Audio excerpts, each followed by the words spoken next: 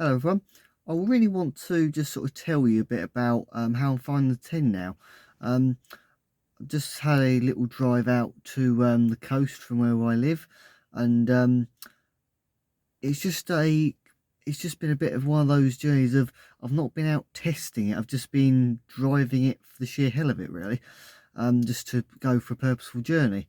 But when you're not in the mind of just sort of out to test it, it almost just gives you a completely different perspective on how you feel about the whole car, really. Um, at times when you're testing, you can get to the point of, oh, for Christ's sake, this is just doing my head in. And then other times you're out just having a jolly and just think, this is really such a great little car. And that's just what I had tonight. I mean, the last test I did was really, really positive. It was like, yep, that's really cured it. That's really done the job. Um, I'm really looking forward to sharing the cooling conclusion with you this Sunday at about 12 o'clock, hopefully, if I actually don't forget to upload this time. But yeah, no, it's just brilliant. I've just sort of been out for a drive without the purpose of testing something and just enjoyed it. And just the fact that you're just driving it, you run it through the gears, you hit the brakes, you turn corners, just, just typical driving. And honestly, it's just lovely. I took the cover off the steering wheel that's been on it for, well, ever since I've had the car, plus however many years before since it was fitted. In fact, it is just here actually, just that there. I got bored and thought to myself, you know what? I wonder what the steering wheel's like underneath, because it was always assumed that the stuff the steering was made of, I can't remember what it's called, but it was assumed it was probably cracked and therefore it was an MOT failure, because obviously if it's cracked it can cut you as you're using it. But as it turned out, as I just sort of took all the strings off, it was like, this is in great nick.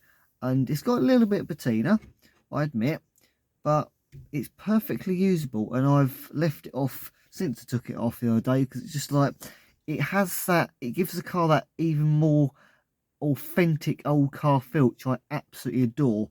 Just like, the thing I love about an old car is the fact that the steering wheel is nice and cold, because they're mainly metal with just a little bit of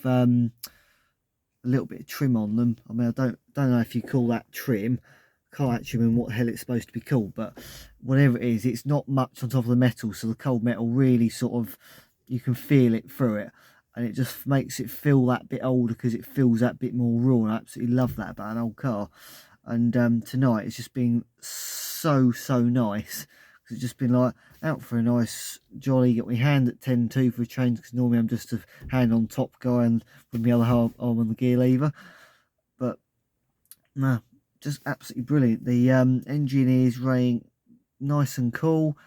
It sounds absolutely glorious when you put your foot down. It actually goes really nicely now when you put your foot down. And when you come to a nice idle stop in traffic or a junction or whatever, it just ticks away like a little old watch. It is absolutely gorgeous. I really, in reflection to when I drove this Toyota Retro in 2018? No, 2019, I think it would have been. And on the way down there, me and my mate Reese were basically convoying with other people, and we were collecting other people from down in Kent. And let's put it this way, the clutch spacer was bodged in place. That fell out within about 5 minutes of leaving home, so it was a case of, okay then, synchromesh it is. And I literally drove all the way down there using the Synchrone to assist the gear change, because without the spacer in there, you only got partial clutch disengagement, so therefore it was the only way of doing it. And there I was, the engine was sort of had the issue that I worked out what the cause was this year, in fact, well, last summer, even with the vaporization problems, and the fact the air filter was wrong. So yeah, I was literally driving it all the way down there. Really had to be on the game, otherwise it just caught you out every time, really. So it was sort of, got to a junction, you were slowing right down with your brake pedal, you were then tapping the throttle, dumping the clutch, dropping it down a gear, tapping the throttle as you did that. It was a very involved drive, and it was definitely not a day drive by any means.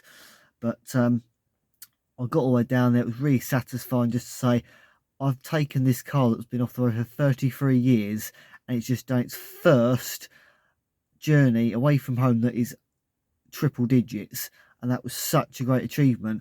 But the achievement of now being able to turn around and say, besides needing to refit the choke so that anyone without a bit of knowledge on how to start it can start it, I would be quite happy right now to, and I have been, to be fair, I have let a few people drive it, to just sort of jump in.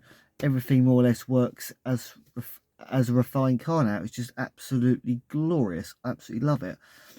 It's just so satisfying, and even more so when on the journey I've just done, I've just sat there and really reflected on 2 years ago versus now, and it's just such, there's almost no comparison. It's such contrast. But it just goes to show that when you don't give up on something and you keep at it, you really will reap the benefits of it later on. That's exactly how I feel right now. It's just really puts it in perspective that yes, I've not got the highest qualification out there in motor vehicle mechanics or anything like that. I've literally got a level 2, but I've dedicated my time to this car, and well, what can I say? I've restored it from a car that sat on a driveway for 33 years, and it's now a car that I now happily live outside quite a lot, and I jump in it and I drive it. I've rebuilt the whole car, mechanically speaking. The only thing I haven't touched is gearbox, but I've always been told, and so far not been proved wrong, that they normally outlast the whole car, so just leave it alone, which I have done. But besides that, I've rebuilt all the mechanics on this car, done a little bit of welding, as you know, done some paint work, well, not all underside paint work, to put it that way. I wouldn't touch the top stuff because it's actually on show. I'm not the best at not getting runs in paint, so. But yeah, I'm just really chuffed with this car right now, and honestly, I'm going away. We're going away in it end of this month actually, with a trailer tent, because I've fitted a tow bar to the back, which you'll see in a future video hopefully. And I really can't wait. It's just going to be so nice just to really reap the enjoyment and reap the benefits of all my hard work. So thank you very much for watching, and I hope you enjoy the second installment of the cooling system saga this Sunday. Thank you very much for watching. Bye bye.